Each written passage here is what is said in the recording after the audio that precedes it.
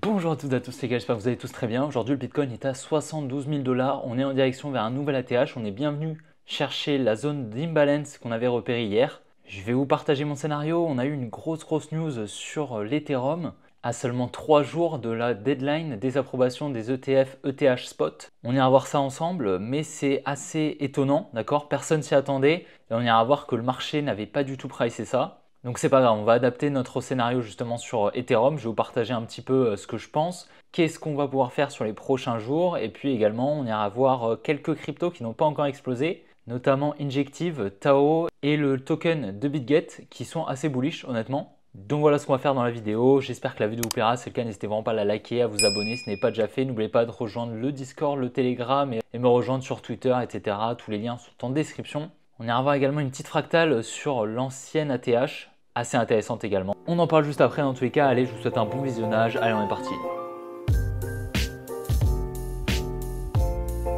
Donc on va commencer par Ethereum, donc Eric Balchumas, c'est tout simplement un analyste pour Bloomberg. Donc Bloomberg c'est un magazine extrêmement connu en finance, d'accord, qui a été créé par Monsieur Bloomberg, très connu. Donc en général, c'est des mecs qui sont assez bien informés et ils ont augmenté les probabilités que l'ETF Ethereum soit accepté. Ils l'ont passé de 25 à 75%. Donc est-ce qu'il y a eu des gros qui ont eu une news, qui ont eu quelque chose par la SEC qui a augmenté significativement les probabilités que l'ETF soit accepté? On ne sait pas trop. En tout cas, cette news a vraiment fait effet immédiatement. On va aller voir directement l'Ether.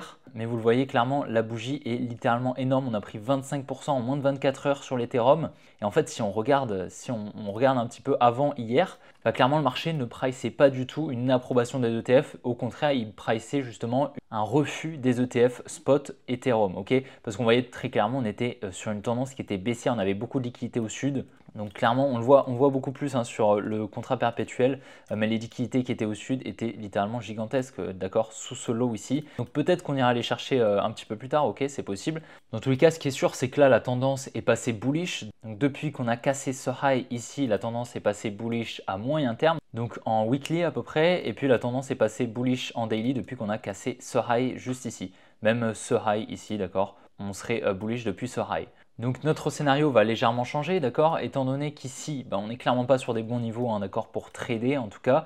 Là pour le moment, ceux qui ont acheté de l'Ethereum dans cette zone horizontale, forcément c'était une bonne zone, d'accord, c'était clairement une bonne zone, pas forcément la plus optimale parce que la plus optimale c'était sous ces liquidités. Maintenant, est-ce que c'est le bon moment pour acheter, pour rentrer sur le marché et profiter d'une potentielle approbation?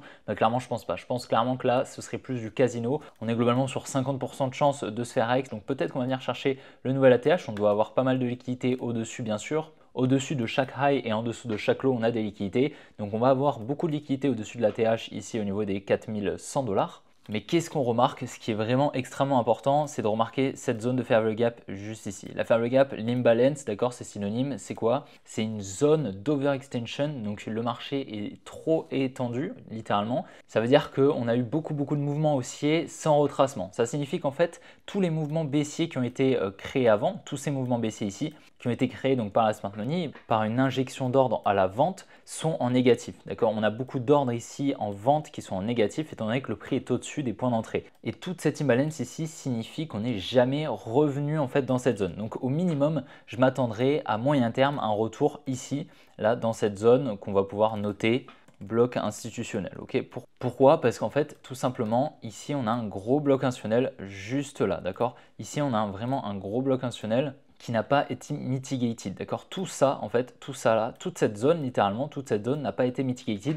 On a encore des ordres à venir refermer. Donc je m'attends au minimum donc à un retour ici, venir combler une partie de la fair value gap, d'accord? Pas forcément la totalité, c'est pas forcément obligatoire qu'on vienne combler la totalité de la fair value gap, mais au minimum une grosse partie, d'accord? Peut-être que ça n'arrivera pas de suite, peut-être que ça arrivera dans plusieurs jours, c'est impossible de le savoir en fait. Parce que là, pour le moment, c'est vraiment pas le meilleur moment. Personnellement, moi, ce que je fais, c'est que pour le moment, j'ai mes positions en spot, je n'ai pas de position en trading.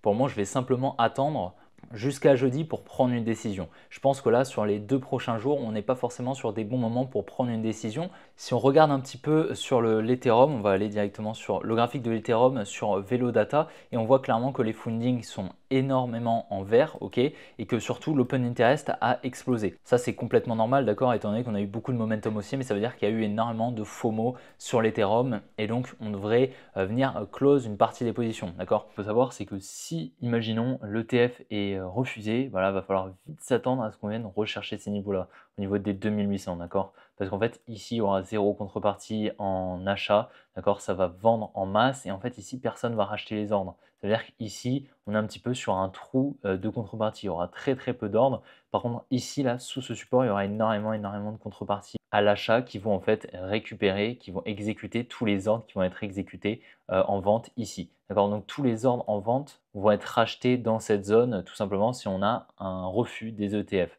En gros, là, on a un petit peu un trou. Donc si on a vraiment un refus et que ça vend en masse, là, on va littéralement descendre en ligne droite jeudi. Ok. Donc il va falloir s'attendre potentiellement à ça jusqu'à au minimum ce niveau. On va avoir un rebond, d'accord, dû à la contrepartie qui va être présente ici. Donc le prix pourra s'arrêter à ce niveau-là parce que justement on aura récupéré la contrepartie et donc on aura une mèche, quelque chose comme ça, ok. Maintenant c'est simplement, ce scénario c'est simplement en cas de refus des ETF spot jeudi. Et que après là, ce qui est sûr, c'est qu'on aura une très grosse zone de profit, d'accord. Tous les gros ils vont prendre leur profit ici, surtout si l'ETF est accepté. Ce qui est sûr, c'est que il y aura les gros qui vont prendre des profits ici. Donc peut-être un petit run là sur les 3 prochains jours, on continue tranquillement la hausse. On a la news de l'ETF, on vient liquider le high, on vient récupérer toute la contrepartie en achat. Les gros vont prendre des profits, ok. Et là, en fait, ça va faire une cascade de liquidation et on va venir mitigater tout ça. Ici, on va voir par exemple le Bitcoin au niveau de son approbation. On avait une jolie distribution, une très très jolie distribution ici. Tu vois, on était clairement ici sur une tendance qui était haussière et on avait surtout une grosse distribution. C'est comme ça qu'on avait eu le top pour ensuite venir chercher la trading range. Au moment où on y était, on avait une distribution fractale en plus de ça. Donc clairement, le setup était extrêmement confluent et on s'attendait donc à un sell de news. On était venu donc récupérer la liquidité au-dessus d'une résistance, juste ici avec le UTAD. En fait, c'est dans la fractalité du UTAD et c'est ici qu'on a eu le gros sell de news. Et puis par la suite, on est venu chercher donc toutes les contreparties sous la tiers, juste là. Et tous les gros ici, ils ont pris leur profit là, ok.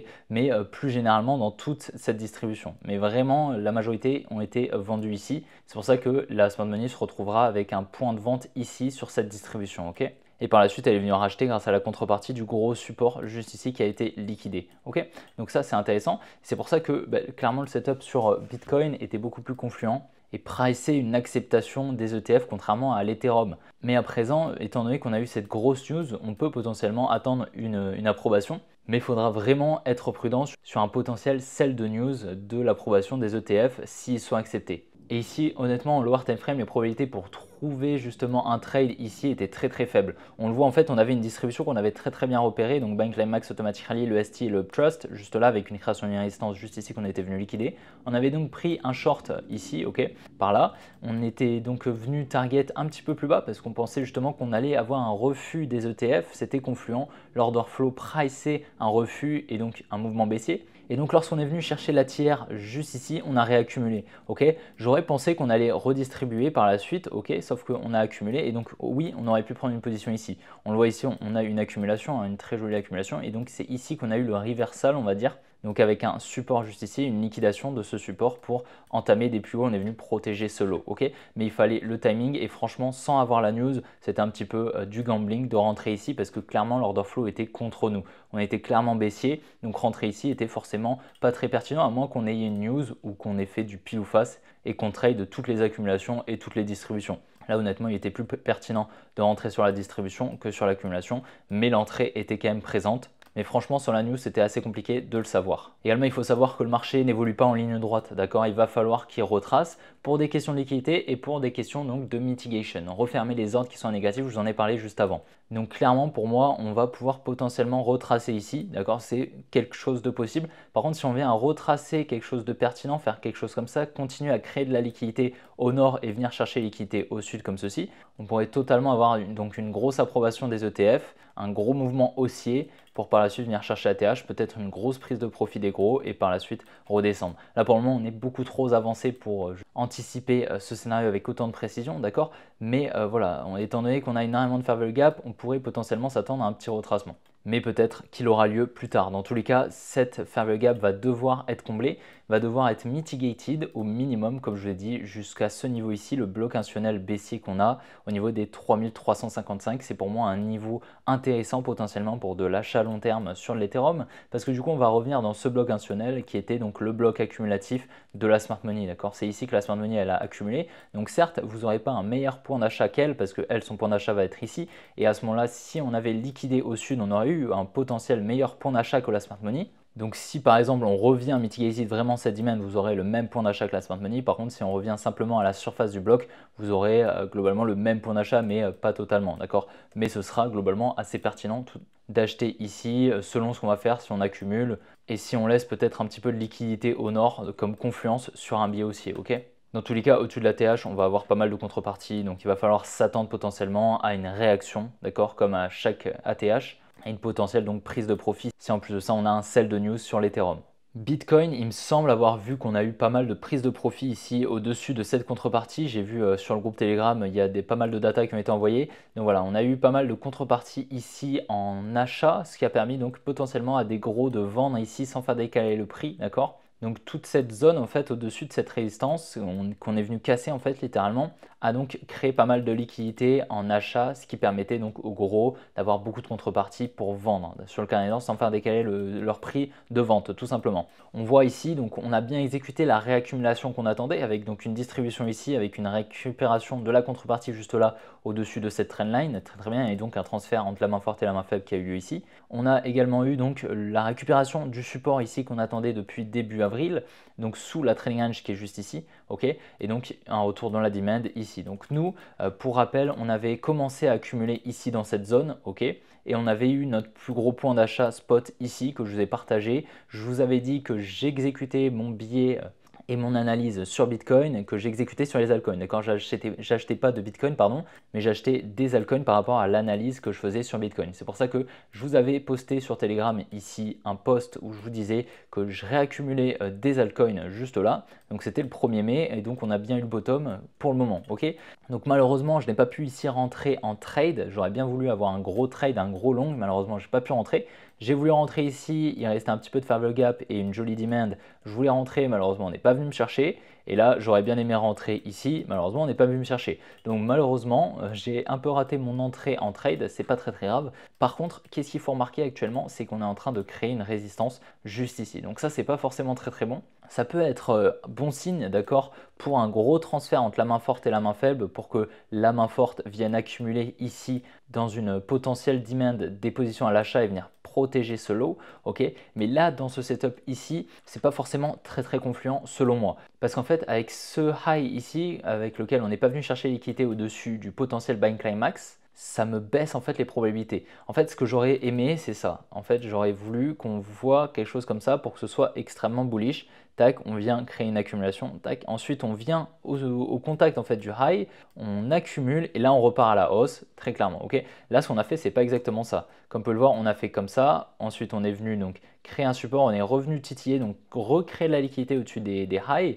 Et puis par la suite, on est venu liquider au sud. Et là, on est en train de conforter de nouveau ce support. Donc en fait, qu'est-ce que je verrai potentiellement? Ok, on est un petit peu trop avancé pour voir ce genre de scénario. Pour le moment, j'attends un nouvel ATH. Clairement, pour le moment, on est parti pour chercher un nouvel ATH. Je pense clairement qu'on va aller le chercher dans les prochains jours, dans les prochaines semaines. Maintenant, qu'est-ce qu'on peut potentiellement voir? C'est une distribution, potentielle grosse distribution. En fait, ce qui s'est passé, c'est là, on a eu une distribution, comme on peut le voir, et donc une réaccumulation ici, donc sous la trailing range de la distribution qui avait eu lieu ici, ok? Donc ici, on aurait une grosse réaccumulation, ok? Donc tout ça, c'est une grosse réaccumulation. Sauf que là, donc on est sorti, on a exécuté l'accumulation qui est ici, ok? L'accumulation, on est bien venu l'exécuter, on l'a validé. Maintenant, si on vient chercher ce high, on pourra potentiellement en fait ici créer une plus grosse redistribution, mais qui serait gigantesque et qui se ferait sur 3 mois. Donc vraiment une très très grosse distribution.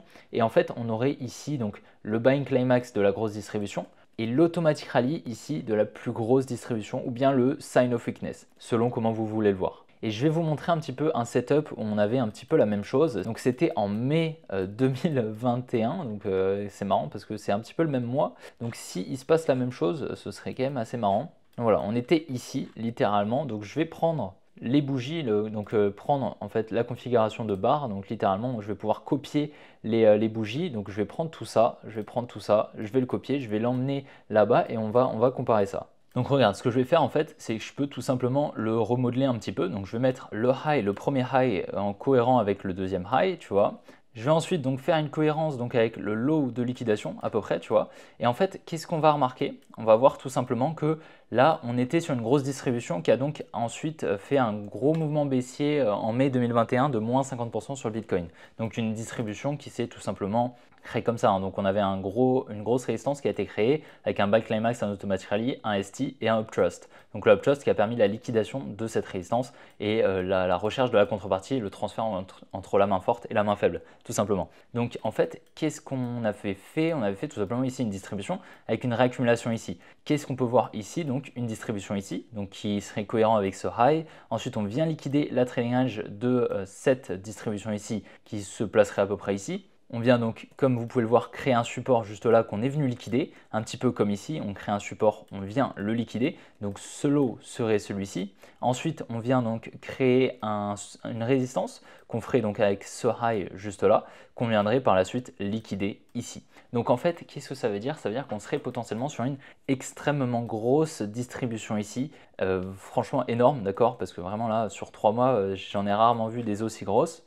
Mais c'est tout à fait possible ici qu'on crée en fait énormément de contreparties à l'achat, permettant en fait à la smart money de prendre ses profits, encore plus de profits, et qu'en fait ici on soit sur une grosse prise de profit. Okay, c'est quelque chose qui est possible, on va surveiller ça dans tous les cas, mais en fait ce qu'on veut surtout pas voir, c'est qu'on vienne liquider ici, qu'on vienne donc liquider la résistance, tac, qu'on distribue en lower time frame et qu'on réintègre, qu'on vienne shift la structure. Si on vient casser la structure, ça va être très très mauvais signe, surtout si on vient casser des structures peut-être H4 qui en général ne changent pas beaucoup. Ok, en général, lorsqu'on vient les casser, ce sera pour changer des tendances, littéralement. Donc si on vient casser des tendances en H4, en daily, ça va vraiment pas être bon et à ce moment-là, on pourra potentiellement partir pour venir combler la fair value gap ici. Et dans un premier temps, la fair value gap ici, d'accord, on a pas mal de fair value gap ici et surtout la fair value gap qu'on a ici, ok, dans un premier temps. Mais donc voilà, c'est vraiment pas ce qu'on veut voir, on veut vraiment pas ça. Nous, ce qu'on veut, c'est vraiment peut-être venir et mitigater cette demand, ok, dans les prochains jours et par la suite exploser et venir littéralement liquider beaucoup plus haut. En fait, si on vient liquider au-dessus, je dirais, des 77 000 à peu près, si on vient au-dessus des 77 000, pour moi, on invalide la distribution. Par contre, si on vient aux 77 000, aux 76 000 même peut-être, distribuer en LTF, tac, et ensuite on réintègre, là ça va vraiment pas être bon du tout, ok? Là ça sentira la distribution, une grosse distribution, et donc on irait de buy climax, un automatic rally qu'on pourrait mettre ici potentiellement ou ici, avec un SOW juste là, un ST ici ou ici, on vient créer donc une résistance et on viendrait liquider ici avec un uptrust. Donc vraiment, il va falloir surveiller ça, ça peut potentiellement être un setup de distribution, donc va vraiment falloir rester prudent. On était donc venu chercher la fair value gap qu'on attendait, on attendait donc ce niveau au niveau des 70 000 $ qu'on est bien venu chercher, on est bien venu casser en fait la supply sans venir forcément réaccumuler massivement. Pourquoi? Parce qu'en fait là ce que j'ai remarqué c'est qu'on était donc on avait donc ici de la fair value gap en 2 jours, c'est de la fair value gap en 2 jours et on était venu donc effectuer la mitigation en fait ici de tout ce bloc haussier. Ça veut dire qu'on n'avait plus d'intérêt en fait de venir mitigated cette supply étant donné qu'on avait déjà effectué la mitigation du bloc ici. Donc en fait, on a littéralement traversé la supply sans problème. En fait, qu'est-ce qu'on va voir également, c'est que tous les ordres ici sous ce niveau-là, sont en négatif. Enfin, tous les ordres baissiers, je veux dire. Là, on est venu effectuer la mitigation. Donc en fait, la dernière mitigation importante à faire, ce sera ce niveau ici.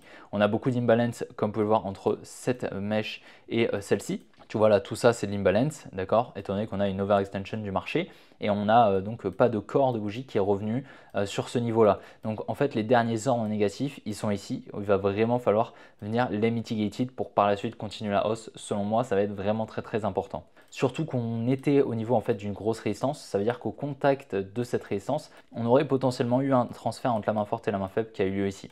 Donc on va voir un petit peu ce qui va se passer. Comme je vous ai dit, pour le moment, moi, je ne vais pas prendre de position en trade, je vais simplement profiter de ce qui se passe sur mon wallet en spot. En tout cas, ça fait quand même bien plaisir d'avoir quelques chiffres en plus sur le wallet sur ces derniers jours. et surtout un petit peu de vert sur le marché et une grosse explosion haussière quand même qui amène pas mal de volatilité et surtout pas mal d'euphorie, hein. Franchement, je ressens quand même un petit élan bullish sur le marché. Donc voilà, un petit peu, faut rester méfiant et comme je l'ai dit, au-dessus de cette résistance, il faudra vraiment surveiller. Pour le moment, je suis bullish, d'accord, parce que la tendance l'est. Ok, par contre, comme je l'ai dit, si on vient liquider la résistance, qu'on réintègre, ça va être très très mauvais. Et là, pour le coup, ça sentira un petit peu mauvais.